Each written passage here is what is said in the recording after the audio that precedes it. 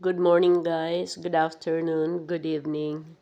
Nandito po tayo ngayon sa Montalban, Rizal.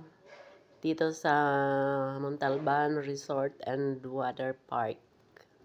Magkakaroon lang po ng get together. Ito po yung entrance niya.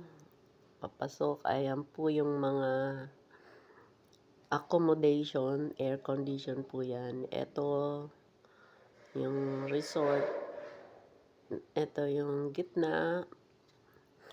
Pagka binubuksan po nila yung fountain dyan. Ito po yung resort. Mura lang po yung room, pwedeng overnight. Ito po medyo mababaw lang yung pool na yan. Kasi pwede pang bata. May mga shower dyan or kung ano-anong pang ng pampaligo. Ito yung mga cottages pagka ka lang. Tawag doon yung day tour lang. Swimming. Ito yung packet ng slide. Dito sa malalim na area. Dahil dito po medyo mataas. Ito po yung view from the slide. Kita yung buong pool area ng malaki. Yung nasa unahan is mamaya na natin yun itutour. For the meantime, dito muna tayo, baba muna tayo sa hagdan kasi hindi pa tayo maliligo mamaya pa. Ayan, papunta na yung doon sa likod ng yun yung lugar na yun is sa parking area. Malawak din yung parking area. Tsaka maganda yung lugar kasi maraming puno. Mahangin siya. Ayan. Dito pwede mag-ikot-ikot. May bakod doon. May division from the parking area to dito sa loob mismo ng resort. Ito yung papunta ng ihawan. Ayan yung mga ihawan niya sa likod ng mga iba pang cottages. Tapos yan yung CR na yan, building na yan. Ito, dumaan na tayo dito. May mga na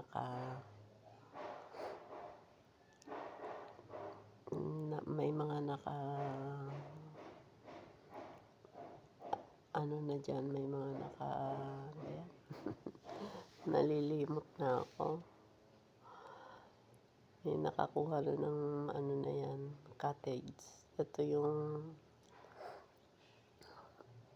isang sa another pool. Meron siyang yung pang massage dun sa kabila. Yung shower siya na malakas ang pressure. Ito naman yung gitna. Ayan. Ganda din dyan maglakad-lakad. In between ng dalawang pool. May pathway dyan. Ayan siya. Hindi masyadong matao kahit na Sabado kasi maaga pa eh. Mamaya pa siguro yung mga tao. Medyo tangha-tanghali na.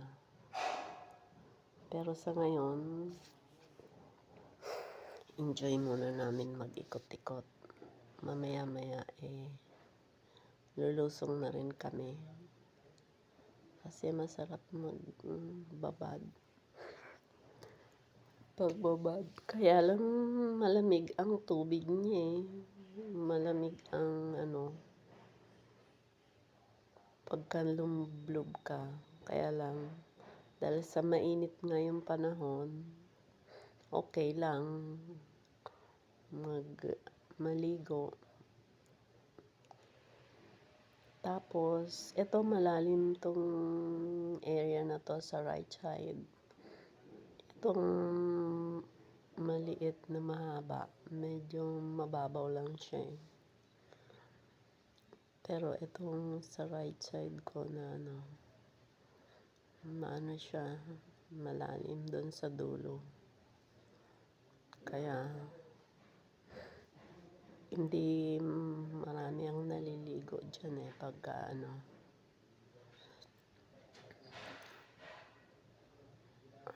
Ayan diyan, pambata sa kabilang side. Doon sa dulo niya meron siyang ano,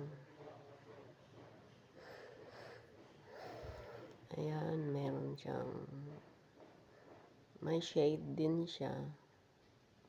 Tapos ang kagandahan dito kahit na